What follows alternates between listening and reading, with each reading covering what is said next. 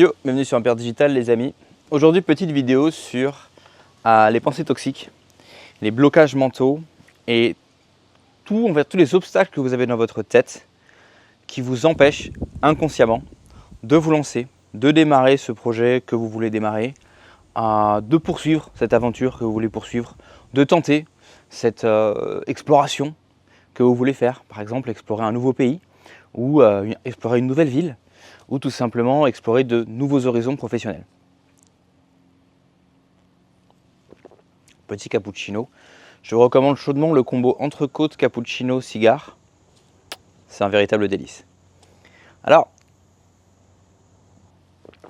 du coup, pourquoi je vous parle des pensées toxiques, je vous parle des pensées limitantes?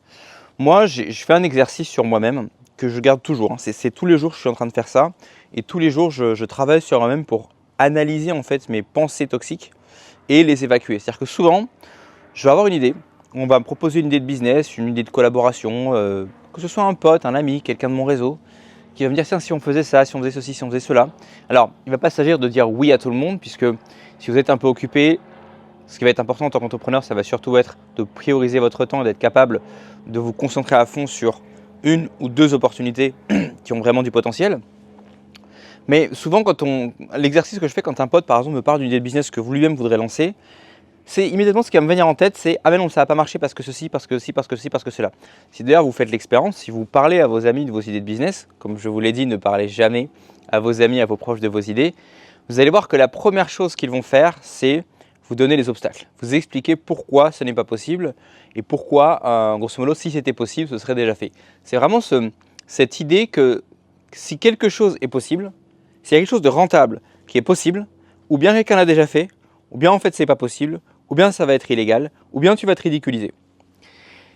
Pourquoi ils pensent ça? En fait c'est très simple, parce que s'il y a réellement en fait une potentielle opportunité qui s'avérera être rentable et qu'il est possible d'exploiter maintenant, là, la question c'est pourquoi ils ne le font pas eux. Or ils n'ont pas envie de le faire puisqu'ils ont envie tout simplement de continuer leur petit train-train, continuer leur petite routine, ce qui n'est pas un problème en soi. Le problème c'est quand ça va créer une tension en eux qui va faire qu'ils vont se dire mais là il y a une opportunité, je ne vais pas le faire parce que j'ai pas envie de le faire, mais lui il va le faire, donc il y a forcément une bonne raison de ne pas le faire parce que je ne peux pas avoir tort, c'est forcément mon pote qui a tort. Et c'est pour ça qu'ils vont commencer à effectivement vous donner tous ces blocages.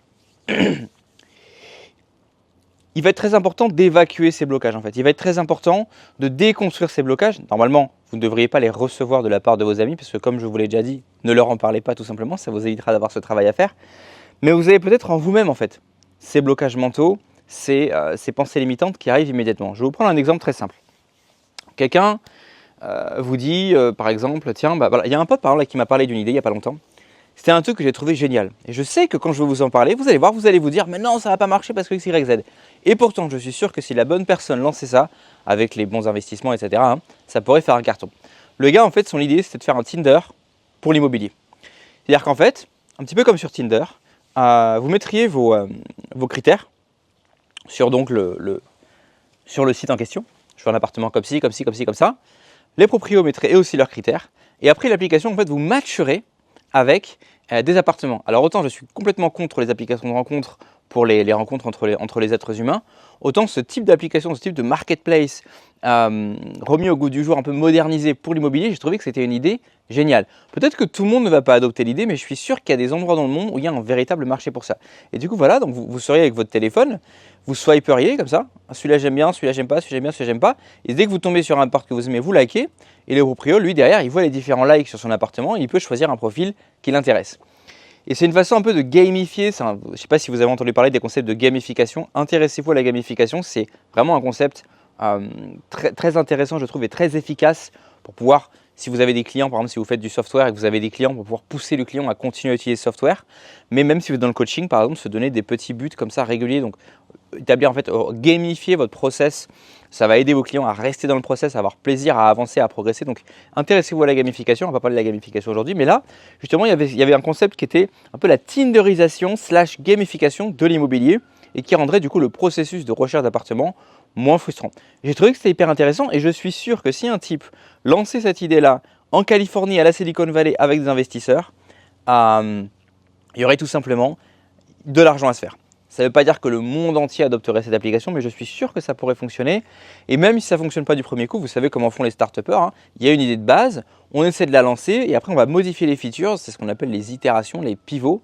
On va pivoter pour réarranger, réorganiser le puzzle, on va changer cette pièce. Et évidemment, après l'idée de base évolue, mais on finit avec un produit gagnant qui peut potentiellement créer des sociétés qui vont peser plusieurs milliards. Donc le gars m'a dit ça et voilà, et j'ai vraiment essayé de garder l'esprit ouvert et me dire mais en fait, si ça pourrait marcher. Alors, si j'avais l'esprit fermé, si j'avais un esprit formaté par en particulier le mindset à la française, mais je dirais le mindset de base en fait, le mindset du gars qui n'a pas travaillé sur lui-même pour évacuer ses blocages. Qu'est-ce que je me dirais? Je me dirais ça sert à rien, il y a déjà des sites d'immobilier. Ou bien je me dirais ça sert à rien, ça va juste créer de la frustration comme sur les applications de rencontres. Ou bien je me dirais ça sert à rien parce que de toute façon il n'y a pas assez de logements donc ça va rien résoudre. Vous voyez, il y a 1000 façons de trouver des obstacles. On pourrait aussi se dire, je sais pas moi, je sais pas qu'est-ce qu'on pourrait se dire.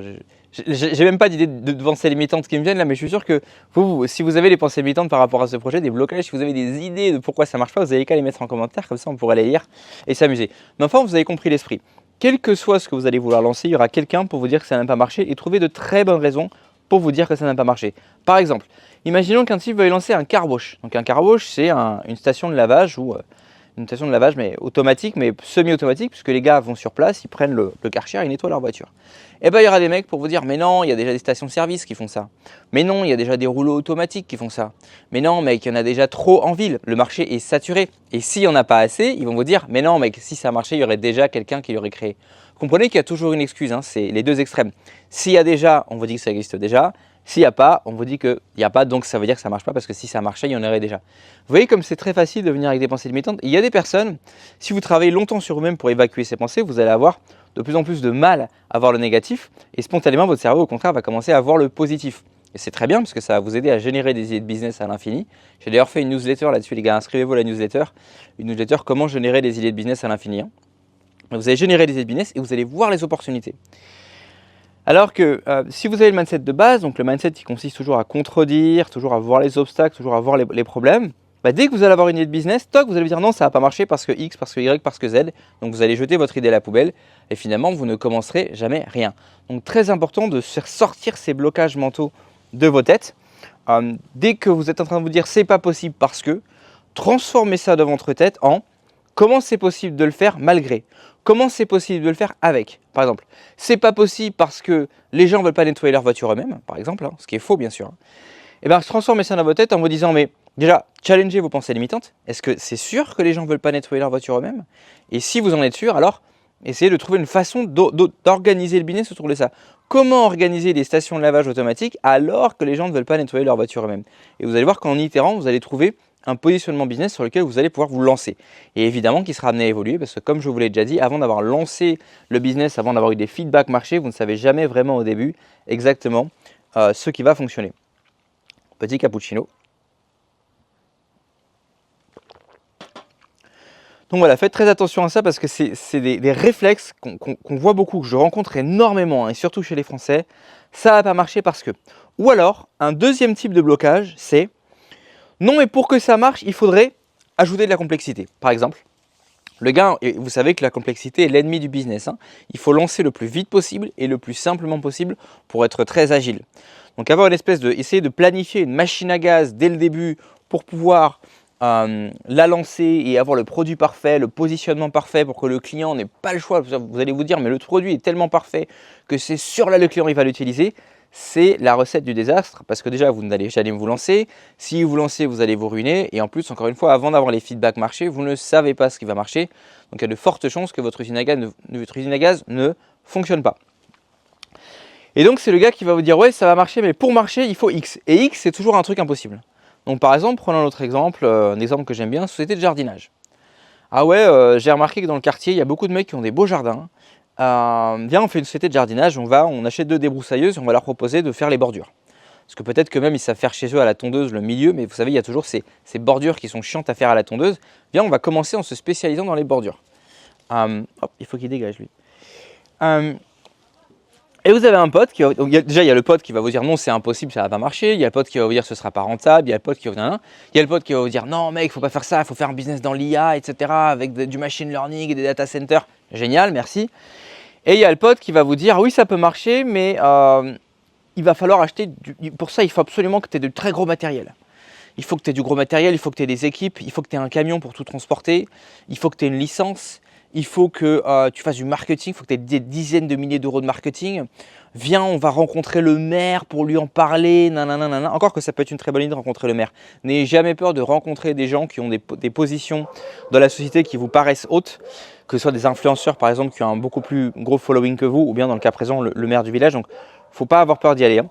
Mais dans mon exemple, ce que je veux dire, c'est que le gars, en fait, il va potentiellement vous bloquer. Est-ce qu'il est en train de vous faciliter? Est-ce qu'il est en train de vous dire, posez-vous cette question, est-ce que le gars, ou les pensées d'ailleurs que vous avez vous-même dans votre tête, hein, que ce soit un ami qui vous en parle ou vous-même qui générez ces pensées toxiques, est-ce que ce sont des pensées facilitantes ou des pensées qui vont bloquer, complexifier? Est-ce que c'est des pensées qui vont retirer des étapes ou des pensées qui vont ajouter des étapes? Si ce sont des pensées qui vont ajouter des étapes, retirez ces pensées de vos têtes. Si vous avez un ami qui est systématiquement en train d'ajouter des étapes, arrêtez de lui en parler. De toute façon, vous ne devriez pas lui en parler. Mais imaginons que vous soyez en train de lui en parler ou que, je ne sais pas, vous êtes dans une situation où il y a une personne qui vous en parle. Cherchez toujours à simplifier, jamais à complexifier. Cherchez toujours à huiler, jamais à ajouter de la friction. Si vous vous lancez sur YouTube, vous êtes forcément en train de vous dire « mais il me faut ceci, il me faut ceci, il me faut cela ». Mauvais mindset. Lancez-vous avec ce que vous avez. Lancez-vous avec votre téléphone, même si vous n'avez pas de micro, vous n'avez rien, lancez-vous avec votre téléphone. Faites avec ce que vous avez. Une fois que vous avez commencé à créer du momentum, je vous ai parlé dans ma vidéo précédente de l'importance du momentum, c'est le moment, là peut-être d'investir un petit peu plus. C'est le moment d'ajouter des petites étapes. Il n'est pas question de complexifier, il est question de pivoter, d'itérer. Donc là, vous avez commencé à lancer 2, 3, 4 vidéos. Tiens, et si j'ajoutais une introduction dans mes vidéos? Vous ajoutez l'introduction, tiens, et si j'achetais un micro un peu plus haut de gamme pour mes vidéos? Et allez-y vraiment étape par étape, mais ne laissez jamais la complexification casser votre momentum. Sinon, vous allez vous arrêter. Si vous vous dites, ok, je vais faire une pause, je vais attendre d'avoir le trépied, le micro, la caméra haut de gamme, les costumes, le décor, le studio, le machin, le truc, le bidule, le chouette, vous ne vous lancerez jamais, ou bien vous allez vous arrêter, ça va casser votre momentum. Et du coup, il y a un très gros risque que vous arrêtiez tout simplement. Donc ça, c'est la première des choses. Là, je vous ai parlé des pensées toxiques, des pensées que vous allez générer vous-même. Mais maintenant, je voudrais vous parler des environnements toxiques, des gens toxiques, et en fait de ce qui va plutôt être à l'extérieur de vous. Là, ce dont je vous ai parlé, c'était plutôt ce qu'il y avait à l'intérieur. Faites en sorte de ne pas être dans des situations qui vont créer de la toxicité dans votre tête. Je vous prends un exemple de situation très simple. C'est un exemple où vous êtes entouré de losers, entouré de perdants ou entouré de gens qui ne sont peut-être pas des losers ou des perdants, mais qui ont des mindsets qui sont anti-business. Un type par exemple qui a fait l'ENA et qui a fait une très belle carrière en politique ou dans l'administration, ce n'est pas un loser, mais ce n'est pas un gars avec qui vous devez parler de business. Parce que pour lui, faire du business, c'est inviter à dîner le PDG de Total, de machin, le truc, des bidules. Donc pour lui, si vous voulez, si vous lui dites « ouais mais moi en fait je vais juste me filmer, me lancer sur YouTube », c'est complètement en dehors de son univers. Pour lui, il ne comprend même pas. Donc pour lui, comme il est en dehors de son univers, il va retourner au mindset de base. Il va retourner aux factory settings. Ça veut dire aux options d'usine. Les options d'usine, c'est quoi? Ça veut dire qu'il va se dire, bah, si moi j'étais à ta place, donc j'ai pas fait l'ENA, j'ai pas accès à un réseau de fous, est-ce que je ferais ça? Ben non, parce que ça va pas marcher. Parce que toute sa vie, le gars, on lui a dit que pour que ça marche, il faut faire les études, il faut avoir les bons contacts, il faut attendre les autorisations. Ce sont des gens qui ont des belles carrières, mais qui en réalité sont sur des rails, qui n'arrêtent jamais de faire que ce qu'on leur dit de faire. Donc vous voyez que vous pouvez même être entouré de gens qui sont des winners et avec qui vous pouvez collaborer. Il n'est pas question de couper ces gens-là de votre vie. Si vous avez quelqu'un qui a fait l'ENA, qui a une belle carrière, qui est dans l'administration, il peut vous être utile. Mais ne lui parlez pas de votre situation, vous, de débutant entrepreneur. Il ne peut pas comprendre. D'accord? Et là, j'ai parlé du mec qui a fait l'ENA, mais en fait, réalistiquement, vous n'allez pas avoir quelqu'un qui a fait l'ENA dans votre réseau. Vous allez juste avoir des gens normaux. Et ces gens normaux, ils vont avoir des mindsets de base. Donc et surtout s'ils sont en France, donc ce sont des mindsets anti-entrepreneuriaux. Des mindsets où il n'y a que des blocages, il n'y a que des impossibilités. Pourquoi? Parce que comme je vous ai dit au début, si c'était possible de le faire, il l'aurait fait eux-mêmes. Jean-François, si c'était possible de monter un business et d'arrêter de travailler, il l'aurait fait. Pourquoi il ne le fait pas? Est-ce que c'est parce que Jean-François n'a pas les couilles? Est-ce que c'est parce que Jean-François n'a pas l'énergie? Bien sûr que non. Jean-François sait très bien que c'est un type en or. Il sait qu'il est un des mecs les plus intelligents de la Terre. Donc s'il ne le fait pas et qu'il continue de bosser chez Decathlon, c'est forcément qu'il y a une bonne raison de ne pas le faire. Et donc cette bonne raison, il va vous la transmettre. Et là, je n'ai même pas parlé, comme je vous ai parlé de la vidéo précédente, des gens c'est pas une question de jalousie, c'est pas une question de l'ego, c'est simplement ils ont peur pour vous en fait, parce qu'ils pensent que vous allez échouer inconsciemment, donc ils n'ont pas envie que vous ayez des déconvenues, etc., que vous perdiez votre temps dans des choses qui, selon eux, ne rapporteront jamais, donc ils vont tenter de vous décourager. L'important, c'est vraiment de couper les ponts, en tout cas d'arrêter d'avoir des discussions business avec ces gens-là. Mais même si vous n'avez pas les discussions business, il peut être important de couper en réalité vraiment les ponts avec ces gens-là, parce que en fait, les idées qu'ils vont brasser, les discussions que vous allez avoir avec eux, peuvent avoir des conséquences négatives sur vous. Je vous prends un exemple très simple. Imaginez que vous soyez dans un mood très positif parce que vous avez suivi mes conseils et que vous suivez en permanence vous vous gavez de contenu positif, de contenu sur l'entrepreneuriat, de contenu qui vous booste, de contenu qui vous disent que c'est possible.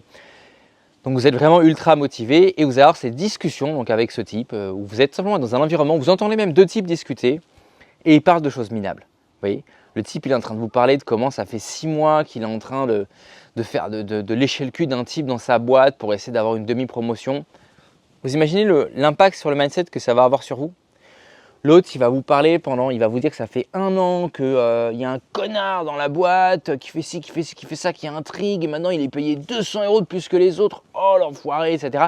Vous imaginez l'impact que ça a dans votre tête quand vous évoluez dans des environnements où vous avez déjà les gens qui sont la lie de l'humanité, qui vont faire les pires combines, les pires saloperies pour gagner 200 €. Vous imaginez ce que ça va avoir comme impact? Les amis, on n'est pas en train de chercher à gagner 200 € de plus par mois. On est en train de développer des systèmes pour acquérir une liberté géographique totale et une liberté financière totale. Ça veut dire des sommes conséquentes tous les mois qui peuvent vous permettre d'avoir un lifestyle intéressant, qui vous permettent de supporter une famille entière, qui peut vous permettre de voyager, sinon il n'y a pas de liberté géographique, et qui puisse vous permettre de faire tout ça sans bosser 16 heures par jour, même si au début, vous allez peut-être devoir bosser 16 heures par jour. Mais l'idée, c'est de débloquer ça. Vous comprenez que si vous allez c'est-à-dire, même si vous n'en parlez pas, je veux dire, l'énergie que vous avez dégagée, que vous allez dégager en brassant ces idées, si vous êtes dans le même écosystème que des mecs qui sont vraiment des gens qui pensent tout petit, qui ont des toutes petites cases dans votre tête, ça ne va pas matcher. Comprenez que ça ne va pas matcher. Comprenez qu'à un moment donné, les référentiels de base de ces gens-là ne matchent pas avec vos référentiels de base. Donc même si vous ne parlez pas directement business, les idées que vous allez brasser, donc les choses dont vous allez parler, les réactions que vous allez avoir, les comportements que vous allez avoir, vont pas matcher avec les comportements que eux vont avoir. Généralement, par exemple, ces gens-là, c'est des gens qui vont être très jaloux, très envieux, qui vont pas vouloir, qui vont ressentir en fait, qui vont avoir des trous, c'est ce que j'appelle des trous noirs énergétiques, qui vont ressentir des émotions négatives quand ils voient les autres réussir. Et même s'ils ne le disent pas, même s'ils ne le verbalisent pas, ça va se voir dans leur comportement, dans leur body language, dans leur langage corporel, dans leurs expressions faciales. Simplement le fait d'être en présence de ces gens-là peut être quelque chose de néfaste pour vous. Donc coupez-les un maximum de votre vie. Ensuite, il y a autre chose qu'il faut couper de votre vie, c'est là quand je dis les environnements, mais c'est vraiment les environnements, ce sont les décors en fait, c'est le décor. Vous voyez, à un moment donné, j'étais en train de rechercher un appartement à mettre sur Airbnb. Vous savez que je fais de l'arbitrage Airbnb, je loue des appartements et je les mets sur Airbnb sans être propriétaire pour encaisser la différence. J'ai fait des vidéos à ce sujet, allez les voir. Il y a aussi des trucs dans la description à ce propos si ça vous intéresse. Mais il y avait un appartement pour lequel je prospectais donc. Et pour rentrer dans cet appartement, c'est un appartement qui était tout à fait correct avec petite cour intérieure. Le problème, c'est que pour rentrer dans cet appartement, il y avait un petit couloir qui était jonché de poubelles. Et ce n'était pas que les gens jetaient leurs poubelles dans le couloir. Vraiment, les poubelles physiques, comment dirais-je, les poubelles, le truc en plastique dans lequel on met les poubelles, étaient dans le couloir d'entrée. Ça veut dire qu'on ne pouvait pas accéder à son appartement sans passer par une rangée de poubelles. Et quand j'ai vu ça, je me suis dit, mais bon, déjà, je me suis dit que c'était mort, puisque imaginez avoir des clients sur Airbnb, rappelez-vous, hein, la première impression est toujours la plus importante. Imaginez avoir des clients qui doivent passer par là pour effectivement aller dans l'appartement, la première impression est catastrophique. Même si l'appartement est beau derrière, c'est déjà mort. Mais même une personne qui vit là au quotidien, imaginez l'impact que ça va avoir sur son mindset. Tous les jours, avant d'aller au boulot, vous devez passer par une rangée de poubelles. Et tous les jours, avant de rentrer chez vous, vous devez passer par une rangée de poubelles. Vous êtes littéralement emprisonné derrière des poubelles. Imaginez l'impact que ça va avoir sur votre mindset. Est-ce que vous pouvez avoir l'esprit ouvert?